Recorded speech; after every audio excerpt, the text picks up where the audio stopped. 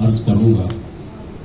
پہلی بات آپ نے فرمایا ایک راہب کا قصہ، تو راہب نے ایک رات کے لیے امام حسین کا چہرہ اقدس ان سے مستعار مانگا، اپنے پاس رکھا، عقیدت کی، اس کو دھویا، اس کو ساری رات ان کی سمجھو عبادت کرتا رہا، چہرے کو دیکھتا رہا۔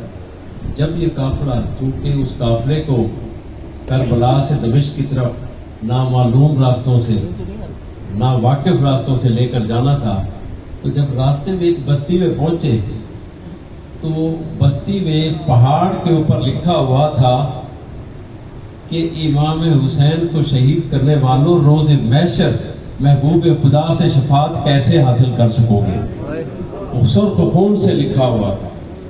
وہ سب لوگوں نے پڑھا اور انہوں نے سمجھا کہ کسی نے یہاں پر یہ لکھا ہے۔ انہوں نے راہب سے پوچھا کہ یہ کیا چیز لکھی ہوئی ہے؟ ان کا یہ تو ہمارے آباء و اجداد کے وقت سے لکھا ہوا ہے، آج کی بات نہیں ہے، اور یہ آپ کس کو لے کر جا رہے ہو؟ جب انہوں نے کہا وہ لکھا ہوا عبرانی زبان میں لکھا ہوا تھا، اور اس وقت سے لکھا ہوا تھا، اس کے آباء و اجداد سے پتہ نہیں کتنے سو سالوں سے۔ آپ سرکار صلی اللہ علیہ وسلم اور حضرت عیسیٰ علیہ السلام کے درمیان 625 سال کا وقفہ پڑتا ہے، تو 600 سال سے تو کم از کم لکھا ہوا ہوگا۔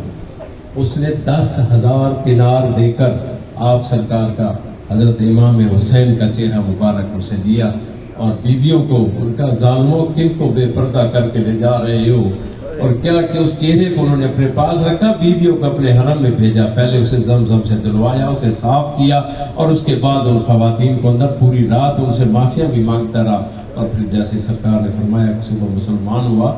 جب آپ کا چہرہ مبارک دمشق میں لے جایا گیا تو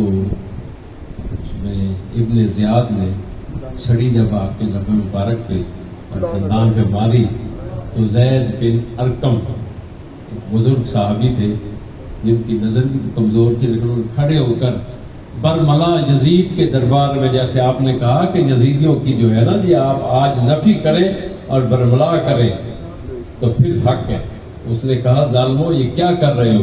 یہ وہ لب ہیں جن کو آپ سرکار چوما کرتے تھے، یہ وہ لب ہیں جن کو آپ سرکار پیار سے ہاتھ پھیرا کرتے تھے، وہ ظالموں یہ کیا کر رہے ہو؟ ابن زیاد نے کہا کہ تو بزرگ بوڑھا نہ ہوتا تو تیرا سر بھی قلم کر کے ان کے ساتھ ڈال دیتا۔ اور اس کے بعد جو کچھ وہاں پر ہوا، جب جیسے فرمایا کہ بیوی بچیوں کے کانوں سے گوشوارے جو چھینے، تو چھیننے کا کیا مطلب ہوتا ہے؟ تو پیار سے تو نہ اتارے ہوں گے نا، تو کان تو چیر دیے نا، آل رسول کے کان تو چیر دیے نا انہوں نے۔ ان ظالموں نے کیا کیا نہیں کیا۔ جب وہ کہتے ہیں نا، جیسے ذکر ہوتا ہے کہ شہزادوں کی جنگ تھی، میرے ساتھ بھی ایک صاحب بحث میں آئے، میرے دوست تھے پرانے، میں نے کہا یہ بات نہ کرو، شہزادوں کی جب جنگ ہوتی ہے نا تو جو شہزادہ جہاں بیٹھا ہوتا ہے نا پہلے قبضہ سرکار وہی کرتا ہے، کہتا ہے یہاں سے اپنی فوج بنا کر آگے چلوں گا، وہ اپنے 1000 بندوں کے ساتھ نہیں چلتا، اور پھر رات کے اندھیرے میں یہ نہیں کہتا کہ جس نے جانا ہو رات کے پردے میں چلا جائے تاکہ میں اس کی شکل نہ دیکھ سکوں، میں کسی کو یہ کہہ نہیں سکوں کہ یہ مجھے چھوڑ کے چلا گیا تھا، اور اپنے خاندان والوں کو لے کر کوئی نہیں جاتا۔ ہم یہاں سے سفر میں جاتے ہیں، ابھی مری میں گئے تھے، بتاؤ کتنے لوگ خاندان والوں کو لے کر گئے۔ ہم کہیں پر جاتے ہیں، کہیں پر مذاکرات کے لیے جاتے ہیں، بات کے لیے جاتے ہیں، کام کے لیے جاتے ہیں، علم کے لیے جاتے ہیں، کسی مقصد کے لیے جاتے ہیں، تو تنہا تنہا جاتے ہیں یا اپنے ان ساتھیوں کو جو ہے جانثار ساتھیوں کے ساتھ جاتے ہیں جنہوں نے ساتھ نبھانا ہو۔ تو بدبختوں خاندان کے لوگوں کو کون لے کر جاتا ہے؟ پھر علی اکبر بھی شہید، علی اصغر بھی شہید۔ علی اصغر کو جو تیر مارا ان حرامزادوں نے، وہ تیر جو تھا شکاری لوگوں کے پاس ہوتا ہے، جانوروں کو مارتے ہیں، جو پورا کا پورا چیر کے پرے چلا جاتا ہے۔ کیا عمر تھی علی اصغر کی؟ آپ خود دیکھو کہ یہ لوگ کہتے ہیں کہ نہیں شہزادوں کی جنگ تھی، یہ انتہائی بغیرت لوگ ہیں جو یہ کہتے ہیں کہ شہزادوں کی جنگ تھی۔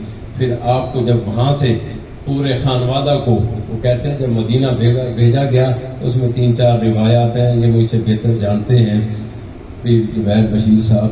ایک روایت ہے کہ اماں فاطمہ اور امام حسن کے پہلو میں کہ وہاں پر ان کو مدفن کیا گیا۔ دوسری ہے کہ ان کو کربلا میں لا کر واپس ڈالا گیا۔ تیسری ہے کہ ان کو جو ہے وہاں سے کسی اور شہر میں لے جایا گیا۔ لیکن جہاں بھی ہے، اس کے بعد جب یزید کا بیٹا بیٹھتا ہے اور وہ 3 ماہ برداشت نہیں کرتا، وہ باپ کو کہتا ہے کہ تم نے بہت ظلم کیے اس نے. میں 3 ماہ کے بعد وہ کہتا ہے میں اپنی بیعت سے سب لوگوں کو آزاد کرتا ہوں. اور انہوں نے کہا کہ اس سے پہلے کہ یہ بات پھیلے کہ یہ یزیدی حسینی ہونے چلا ہے, اس کو شہید کر دیا گیا. بہت سے واقعات ہیں اس کے بعد کے جو ان پہ روشنی ڈالی جائے تو آج کا دن نا جی پوری رات گزر جائے, ہماری باتیں ختم نہ ہو جائے. صدیق صاحب نے کہا کہ اگر اس موضوع پہ چل پڑے تو جتنے دن آپ بٹھا لیں. سرکار کی بات کی آپ نے کہ کیسے حسینی ہو کہ نماز چھوڑ دیتے ہو. آپ سرکار کا جب آپریشن ہوا آپ نے خود سنایا مجھے, نیاز صاحب میں جمعے کا دن تھا, آپریشن ہوا اور میں کمرے میں آیا تو میں نے کہا محبوب الہی تم نے تو نماز نہیں پڑھی. اٹھنے کی اجازت نہیں تھی, پاؤں نیچے رکھنے کی اجازت نہیں تھی, لیٹے لیٹے تیمم کیا, نماز پڑھی اور اگر پورا نمازیں وہاں پر ادا کی. تو یہ آل علی یہی کام ہے. پروان علی ہمیں سناتے ہیں, ہمیں سمجھاتے ہیں. انہوں نے ہمیں پریکٹیکیبل بنایا, ہمیں پریکٹیکل کر کے دکھایا, پھر پریکٹیکیبل بنایا. انہوں نے کہا کہ انہوں نے پوچھا کہ سرکار کی تو کوئی سیکورٹی نہیں ہے. واقعہ مجھے یاد آیا تھا تو پھر یاد آ گیا. واقعی انہوں نے ٹھیک کیا, بڑی خوبصورت بات چل رہی تھی. آپ راولپنڈی جا رہے تھے, راستے میں ایک گروہ نے روکا. انہوں نے کہا جی جو کچھ ہے نکال دو. ڈرائیور کی سائڈ پہ کھڑے تھے تو آپ نے کہا کی آندے نا ادھر بلا انہوں ذرا. ہاں کی چاہتے ہو؟ وہ جو سردار تھے انہوں نے کہا جی مجھے معافی دے دے, غلطی ہوگی. انہوں نے کہا نہیں جو کچھ لینا ہے بتاؤ آج. انہوں نے کہا بس معافی دے دے. پورا گروہ نے معافی مانگی, توبہ طائب ہوا, بیعت ہوا اور اس کے بعد چلا گیا. تو ایسی سرکار کو, ایسی ہستی کو مجھے پتہ ہے کس چیز کی سیکورٹی کی ضرورت ہے. سیکورٹی تو ان کے اوپر سے آ رہی ہے, سیکورٹی تو ان کی موجود ہے. انہیں کیا ضرورت ہے؟ سیکورٹی تو ان کو ضرورت ہوتی ہے جنہیں پتہ ہوتا ہے کہ میں جھوٹ بول رہا ہوں, یہاں سے اٹھوں گے تو مجھے سنسار نہ کر دیں, مجھے کوئی چھرا نہ مار دے, مجھے کوئی قتل نہ کر دے, مجھے کوئی زخمی نہ کر دے, مجھے کوئی حرام موت نہ مار دے. سیکورٹی جو ہوتی ہے ان لوگوں کو ضرورت ہوتی ہے, اللہ والوں کو سیکورٹی کی ضرورت نہیں ہوتی.